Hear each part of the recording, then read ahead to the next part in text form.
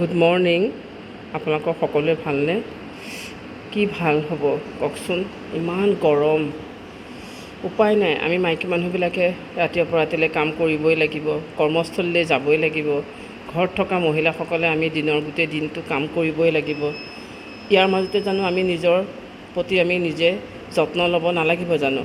আমি যিসকল মহিলাই আমি অ'টছ খাওঁ নিজৰ ৱেইটটো কমাবৰ কাৰণে, আমি সদায় আমি কি কৰোঁ, আমি গাখীৰখিনি বহাই লৈ পেলাই আমি অ'টছৰ টেমাটোৰ পৰা আমি অ'টছ উলিয়াই যেনে তেনে আমি দি দিওঁ। আমি নাচাওঁ যে আমি কিমান অ'টছ দিছোঁ আমি খোৱাৰ সময়ত বা আমি বনাওঁতে।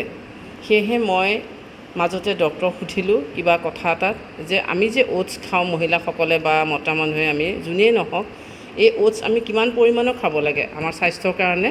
তেতিয়া কৈছিল যে আমি 20 গ্ৰাম অ'টছ খাব লাগে, আমি 20 গ্ৰামৰ ওপৰত অ'টছ খাব নালাগে।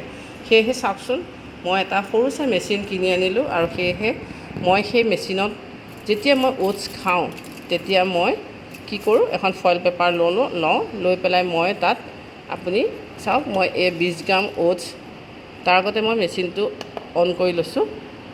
তাৰপাছত মই এতিয়া অ'টছ দিম, চাওক এয়া মই দি আছোঁ চামুচেৰে জুখি পেলাই। আগতে ময়ো খোৱা নাছিলোঁ, যেনে তেনে অ'টছ আনো আৰু অনাৰ পাছত বনাই খাওঁ। খাবলৈতো বেয়া পাওঁ, কিন্তু কি হ'ব, ইমান বেছি ৱেইট বাঢ়ি গৈছে।